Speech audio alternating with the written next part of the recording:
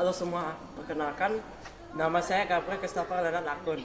Hari ini saya akan membawakan kisah hikayat tentang maling kundang yang berasal dari Sumatera Barat.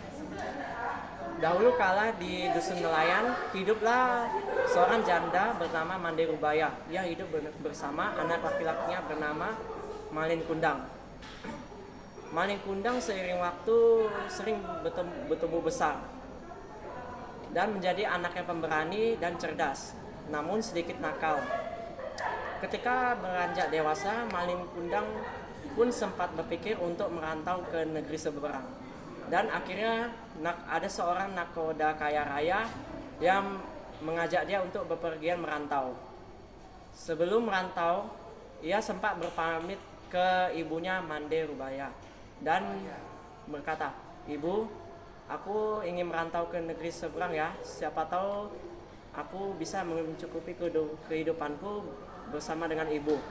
Kemudian ibunya pun sempat meragukan keputusan anaknya tersebut.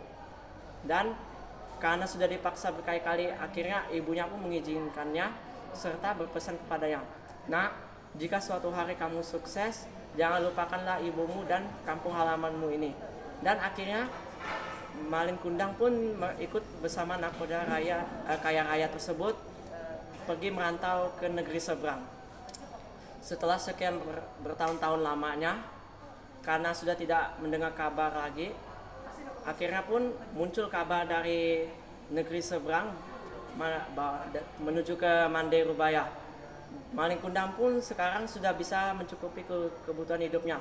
Ia menjadi seorang saudagar yang kaya raya yang berhasil menguasai beberapa kapal dagang. Dan juga ia pun berhasil menikahi putri dari raja yang kaya raya.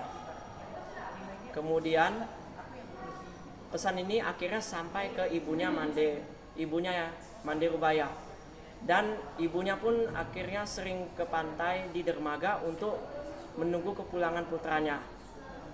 Dan akhirnya putranya pun pulang ke kampung dan ibunya pun menyambutnya dengan pelukan. Namun Malin Kundang berkata, "Dasar wanita tak tahu diri, hanya ingin mengambil hartaku saja." Kemudian ia pun mendorong ibunya. Lalu istrinya pun berkata, "Apakah itu ibumu?" Kemudian Malin Kundang menjawab, "Bukan, ia hanya wanita tua yang sudah compang-camping dan lemah. Ia bukan ibu aku."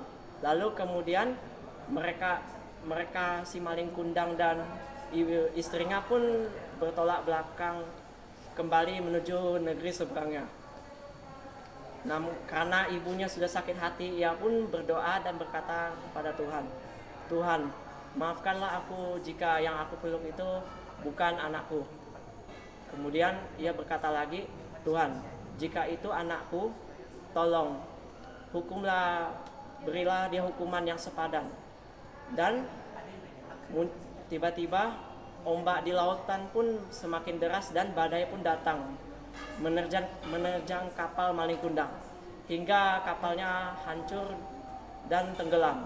Dan kemudian semua awak kapal di dalamnya beserta Malin Kundang pun ikut hanyut di dalam ombak tersebut dan berubah menjadi batu. Sekian untuk pesan moral yang bisa kita dapatkan dari sini. Hormatilah ibu dan bapakmu selagi mereka masih hidup. Terima kasih.